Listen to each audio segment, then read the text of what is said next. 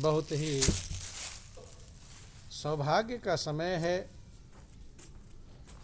कि उस महाप्रभु की असीम दया दृष्टि से हम सभी लोगों को ये सत्संग का परम पावन अवसर मिला है। ये मौका तब मिलता है जब हमारे पुण्य उदय होते हैं और प्रभु की विशेष कृपा होती है। आप लोग सुनते हैं कि बिन सत्संग विवेक न होई और राम कृपा बिनु सुलभ न सोई। बिना सत्संग के मनुष्य के अंदर विवेक पैदा नहीं। अब बंधुओं ध्यान देना, यद्यपि विवेक सबके पास है, खाने का, पीने का, सोने का, जागने का, कमाने का विवेक है कि नहीं? सबके पास मौजूद है। और कह रहे हैं बिन सत्संग विवेक ना होई। बिना सत्संग के विवेक नहीं होता। तो महापुरुष कहते वो कौन सा विवेक है जो बिना सत्संग के प्राप्त नहीं। बंधुओं ध्यान देना, बोलो वृंदावन बिहारी लाल की।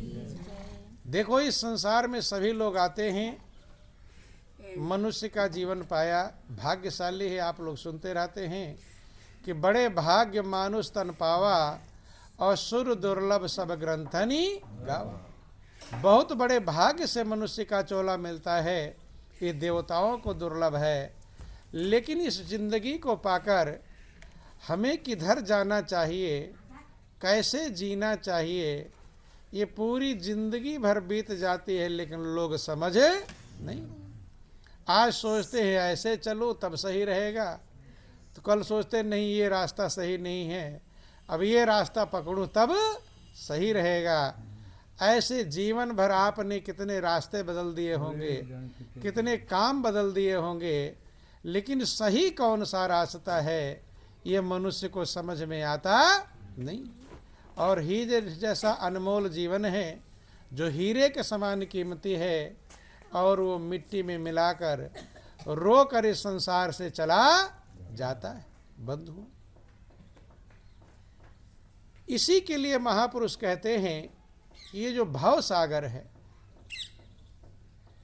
जो सागर के समान दुख है संसार में, क्योंकि जब से आपने होश संभाला है तब से एक ही काम कर रहे हैं। क्या काम कर रहे हैं? अपने दुख खत्म करने में लगे हुए, झंझट खत्म करने में लगे हुए हैं। उसके लिए अपने सारी होशियारी, सारी चालाकी, सारी बुद्धिमानी, बेईमानी, झूठ, छल कपट सब कुछ लगा दिया कि मेरा दुख दूर हो जाए और सुख मिल जाए। यही तो सब चाहते हैं। सब चाहते हैं कि मेरा दुख दूर हो जाए और सुख मिल जाए, लेकिन ऐसा करते करते काले बाल सफेद हो जाते हैं। मौत के कब्र में पैर लटक जाता है। ध्यान देना, लेकिन बंधु अंदर में संतुष्टि नहीं मिलती कि अब हम सही रास्ते पर पहुंच गए। और अगर इस जीवन में संतुष्टि नहीं मिली, इस जीवन में स्थिरता नहीं मिली, तो इससे अच्छा दूसरा कोई जीवन नहीं। बंधु, इसी अवसर को देवता तरसते हैं, सब प्राणी मांगते हैं, लेकिन इस मनुष्य की जिंदगी को पाकर भी मनुष्य संतुष्टि और शांति को प्राप्त नहीं कर। चालाक तो हैं, बुद्धिमान तो हैं, होशियार तो हैं, गुणवान हैं, कलाकार हैं, सब गुण हैं, लेकिन कैसे मुझे जीना चाहिए, जिंदगी जीने का तरीका मालूम नहीं। और अपने दिल से पूछो, क्या आप अपने काम व्यवहार से संतुष्ट हैं? आपकी आत्मा तो पता चलेगा अभी मैं संतुष्ट नहीं। बंधु, कारण क्या है? गौर करना। इसके लिए महापुरुष समझाते हैं कि जैसे अगर उर्दू पढ़ना है तो आपको उर्दू के टीचर के पास जाना पड़ेगा, इंग्लिश पढ़ना इंग्लिश वाले के पास जाना पड़ेगा, गाड़ी का मैकेनिक बनना है तो उसके मैकेनिक से सीखना पड़ेगा, जो काम करना है उसके विशेषज्ञ के पास जाना पड़ेगा। ऐसे जिंदगी जीने का अगर तरीका सीखना है तो वो संत महापुरुषों के पास जाना पड़ेगा। बंधु, बिना संत महापुरुषों के पास गए, इसीलिए रामायण में एक बात सीधा लिख दिया गया कि गुरु बिन भव निधि तरह न कोई, और जो बिरंची शंकर सम होई। कहते हैं कि इस भव सागर को, इस दुखों के सागर को गुरु बिन भव निधि तरह ना कोई। गुरु के बिना इस अपार भव सागर को कोई पार कर पाएगा नहीं। चाहे मनुष्य बने हैं, मनुष्य नहीं ब्रह्मा के समान बन जाओ, शंकर के समान बन जाओ, लेकिन बिना गुरु के भव सागर पार नहीं हो सकता। ये आप लोग सुनते हैं, रामायण पढ़ते हैं कि नहीं? सब लोग पढ़ते हैं, लेकिन रामायण पढ़ते जरूर हैं, अखंड रामायण का पाठ करते हैं, लेकिन उसकी बात पर विश्वास होता है क्या? ये बात विश्वास है कि गुरु बिन भव निधि तरह न कोई? इस बात पर विश्वास होता नहीं। ध्यान देना। बोलो वृंदावन बिहारी लाल की। कहते गीता पुराण रामायण पढ़ के पूज कर उसको पूजा करते हैं, लेकिन उसकी बात न माने। पूजा तो कर लेते हैं, लेकिन उसकी बात मानते नहीं। बंधु, क्या पूजा कर रहे हो? अखंड रामायण पाठ कर, पढ़ने का मतलब क्या था? उसकी बात मानते, उस पर भरोसा करते। एक लाइन पर भरोसा कर लेते तो आपका कल्याण हो जाता, लेकिन पढ़ लिया और दूसरों को सुना दिया, यहीं तक सीमित है। अपने उसे हमें मानना नहीं, उसे स्वीकार करना नहीं है। और जब तक हम स्वीकार नहीं करेंगे तो महापुरुष कहते हैं मनुष्य अपनी मंजिल को प्राप्त नहीं कर सकता। जब ये कह दिया गुरु बिन भव निधि तरह न कोई, तो निश्चित ही है पार कोई भी नहीं कर पाएगा। ये कटु सत्य है, चूंकि आप नहीं समझ पाएंगे जिंदगी जीने का तरीका। बंधु, क्यों नहीं समझ पाएंगे? क्योंकि पूजा तो जरूर करते हैं, लेकिन कौन सी पूजा करनी चाहिए, क्या पूजा करनी चाहिए, कन्फर्म होता है? ये भी कन्फर्म है नहीं होता। आज इधर गए, कल उधर गए, परसों उधर गए, हैं कहीं के नहीं। महापुरुष का गंगा गए तो गंगा दास, और जमुना गए तो जमुना दास, कहीं ठौर ठिकाना नहीं। बंधु, ऐसे समझ लेना जैसे आपको पानी निकालते हैं जमीन से, आप लोग हैं बोर करते हैं। अब एक जगह पर बोर करो थोड़ा दूर 10-20 फीट, अब वहाँ से जगह बदल दो, फिर दूसरी जगह करो, फिर तीसरी जगह करो, फिर चौथी जगह करो, पानी मिल जाएगा। जगह ऐसे बदलते रहो तो पानी मिलने वाला। एक जगह पर जब बोर करते जाएंगे तब तो पानी की उम्मीद है, और जगह जगह बदलते रहे तो पानी मिलने वाला नहीं। ऐसे बंधु आपको ये समझना पड़ेगा कि हम अगर पूजा करें तो किसकी करें। जब तक ये नहीं समझोगे तब तक पूरी जिंदगी बीत जाएगी। देखा देखी, लोग वहाँ जा रहे हैं तो देखा देखी वहाँ चले गए। कहीं कुएं में से पानी निकल रहा है, सब रोग ठीक हो रहा है, तो वही भीड़ लग जाती है। लग जाती कि नहीं लग जाती? सारे रोग ठीक हो रहे हैं बंधु, तो ऐसा करना चाहिए। तो सारे रोग ठीक, तो पानी ले जाकर अस्पताल में बांट देना चाहिए, नहीं है? जितने सारे मरीज भर्ती हैं सबको एक लाइन से बांट दो, सबके रोग ठीक हो जाएंगे। लेकिन मनुष्य अज्ञानी और नादान है। भेड़ की चाल है, एक भेड़ जिधर गई सब भेड़ें उधर ही चली जाती हैं। महापुरुष कहते हैं देखा देखी कभी भक्ति होती नहीं, कि देखा देखी भक्ति का और कबहु न चढ़सी रंग, और विपत्ति पड़े पर छाड़ सी ज्यों के चुली भुजंग। सांप के लिए जब केचुल उसका बोझ बन जाता है तो वो भी कहीं ना कहीं फंस कर अपनी केचुल को निकाल। देखा देखी भक्ति नहीं चल पाएगी, अपने अनुभव से भक्ति होती है। कैसे होती है? अपने अनुभव से। दूसरे का देखा देखी ना आज तक कोई भक्ति कर पाया है और ना कर पाएगा। और जब तक अपना अनुभव नहीं होगा, रामायण में लिखा गया निज अनुभव बिन मन हो ही कि थीरा। अपने अनुभव के बिना मन आपका स्थिर होने वाला नहीं। आत्मा का जब तक अनुभव नहीं होगा तब तक मन स्थिर होने वाला नहीं। बंधुओं ध्यान देना, विचार करना। इसीलिए महापुरुषों ने कहा, जैसे ऐसे समझ लेना, जैसे आप सब लोग यहाँ पर बैठे हैं, अब आप लोगों को हमने देख लिया, अब हम किसी के घर पहुँचना चाहें तो अपने आप पहुँच जाएंगे हैं? हम कहें कि भाई वो आदमी जो बैठा था वो उसी घर में जाऊँगा। अगर किसी से हम ना पूछें, और इसी गांव के आप हैं, गांव में से ही आए हैं, गांव भी बहुत बड़ा नहीं है, अब हर एक सीरियल से सब घर ढूंढते फिरें, इस घर में झांकें, उस घर में झांकें, उस घर में झांकें, सब घर घर ढूंढते फिरेंगे तो शायद आपका घर हम ढूंढने में समर्थ नहीं। ढूंढ लेंगे, हो सकता आपके घर में झांके हों, आप दूसरे रूम में बैठे हों और झांक कर आगे दिखाई नहीं पड़े। लेकिन अगर आपसे हम मिलना चाहते हैं तो उसका क्या तरीका है?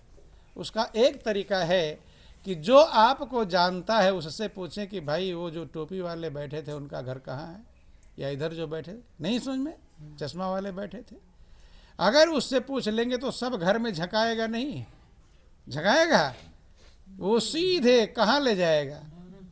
डायरेक्ट वहीं पहुंचाएगा। ऐसे बंधुओं, जिंदगी का लक्ष्य जब अपनी मर्जी से मनुष्य चलता है तो हर घर घर में झांक रहा है, झांकने पर मिलता नहीं। महापुरुष कहते हैं अगर उसका भेदिया कि वस्तु कहीं ढूंढे कहीं और कहीं विधि आवे हाथ, ओ कहीं कबीर तब पाए जब भेदी ली जैसाथ। तो भेदी ली ना साथ करी और दीनी वस्तु लखाए, और कोटि जन्म का पंथ था पल में पहुंचा जाए। जो करोड़ों जन्मों का रास्ता था वो भेदी के सहारे एक पल में ही पहुंच जाए। भेदी की आवश्यकता है। आप लोग सोना चांदी खरीदने जाते होंगे तो वहाँ भी किसी को लिवा जाते हैं, कहते हैं कि नहीं भैया चलो हमारा गहना आभूषण जेवर खरीदवा दो। क्यों ले जाते हैं? उसका किराया भाड़ा खर्च करेंगे, उसको चाय पानी भी पिलाएंगे, खर्च करते हैं। क्यों? क्योंकि वो जानकार है, वो भेदिया है। अपने जाओगे ठगा जाओगे। तो महापुरुष कहते हैं कि जय खोजत ब्रह्मा थके और सुर और नर मुनि अरुदेव, ओ कहे कबीर सुन साधवा कर सतगुरु की सेव। जिसे खोजते ब्रह्मा थक गए, सुर नर मुनि देवता सब थक गए, उसको खोजने के लिए सतगुरु की सेवा करो। किसकी सेवा करो?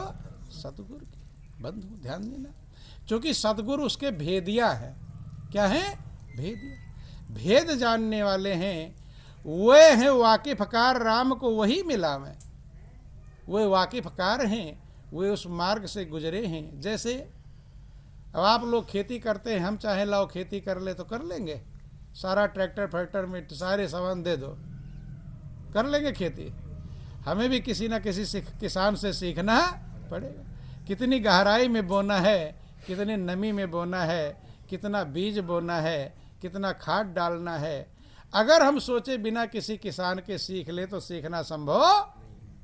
बो भी देंगे, मान लो ज़्यादा गहराई में बो गया तो जमेगा, फिर जमने वाला नहीं, बीज भी खराब हो जाएगा। ऐसे महापुरुष कहते हैं कि जय खोजत ब्रह्मा थके सुर नर मुनि और देव, और कहें कबीर सुन साधवा कर सतगुरु की सेवा। सतगुरु की, इसीलिए सारे शास्त्र वेद पुराण गुरु की महिमा गाते हैं। किसकी महिमा गाते हैं? गुरु की महिमा। आप लोग सुन लेते हैं कि गुरु की पदवी बड़ी है कि भगवान की पदवी बड़ी है? किसकी? गुरु की। ये कहा तो देते हैं, लेकिन अंदर दिल स्वीकार कर पाता नहीं। ध्यान देना, कहना अलग है और स्वीकार करना अलग है। दिल नहीं स्वीकार कर पाता कि गुरु की पदवी बड़ी है। ये किसने कहा? इसने जिसने जाना गुरु की कीमत को, वो कहता है गुरु की पदवी भगवान से बड़ी है।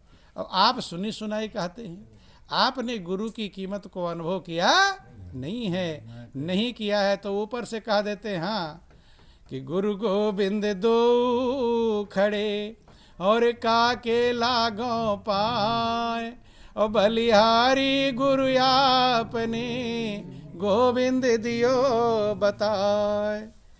कहा तो दिया कि गुरु की पदवी भगवान से बड़ी है, कहते हैं, लेकिन आपका मन स्वीकार करता है क्या? आपका मन तो अपने से भी बड़ी पदवी गुरु की नहीं देता। ध्यान देना, आपका जो मन है ये अपने आप से भी बड़ी पदवी गुरु की देता। भगवान से बड़ी तो दूर रहा, भगवान से बड़ी पदवी देना तो बहुत ऊंचा मार्ग है। आप अपने मन से पूछो कि क्या मैं अपने मन से ऊंचा पदवी गुरु को देते हैं, तो पता चलेगा मन से भी ऊंची पदवी दे पाते नहीं। क्यों?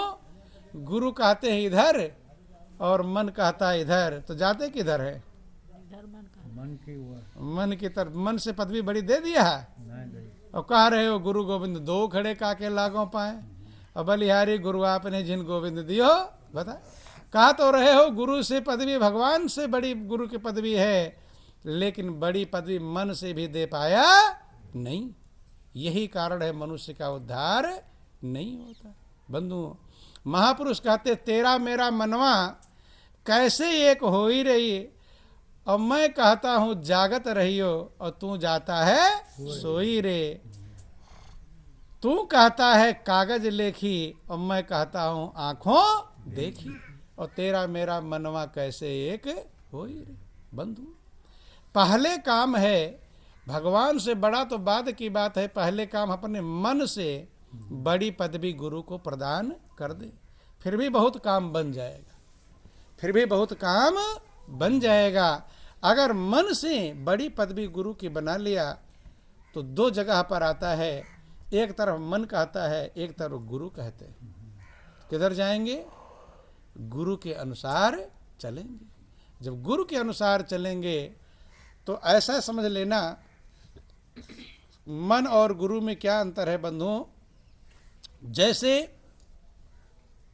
एक होता है बिल्ली का बच्चा और एक होता है बंदर का बच्चा। दोनों अपने बच्चे को लेकर चलते हैं, बंदर भी और बिल्ली। बंदरिया को देखा होगा, अपने बच्चे को चिपका के रखती है, और बिल्ली अपने बच्चे को मुंह में दबाकर चलती है, मुंह से उठा। कुत्तों को भी देखा होगा, अपने मुंह से बच्चे को उठा लेते हैं। वही बिल्ली है, उसी मुंह से जब चूहे को पकड़ती है तो एक ही बार में उसकी ही मृत्यु हो जाती है। अब मुंह वही है, उसी मुंह से अपने बच्चे को पकड़ती है, तब इस छत से उस छत, उस छत से उस तक कूदती रहती है, लेकिन उसको एक खरोच भी लगता नहीं। और दूसरा बंदर का बच्चा है। बंदर का बच्चा अपनी माँ को स्वयं पकड़ता है। कौन पकड़ता है? बिल्ली बच्चे को पकड़ती है और बंदर अपनी माँ को स्वयं पकड़ता है। अब बंदरिया कूद रही इधर से उधर, और बंदर का बच्चा अगर गिर जाए तो गलती माँ की है कि बच्चे की? किसकी गलती है? माँ की। बंदर के बच्चे ने खुद पकड़ रखा है, किसको? माँ को। जब उसने पकड़ रखा है तो मजबूती से पकड़ना चाहिए, और छूट गया तो पकड़ा तो उसने था। और दूसरा है बिल्ली का बच्चा। बिल्ली का बच्चा अगर छूट गया, उसने खुद पकड़ रखा है। ठीक यही हाल होता है बंधुओं। जो मन के अनुसार चलते हैं वो बंदर के बच्चे हैं। किसके बच्चे हैं? वो छूट कर गिर जाए तो उनकी गलती है। और दूसरा बिल्ली का बच्चा अपनी माँ को सरेंडर कर देता, समर्पित कर देता है, सौंप देता है, और आप देते ऐसे झूल जाता है, उसके मुंह में झूल जाता कि नहीं?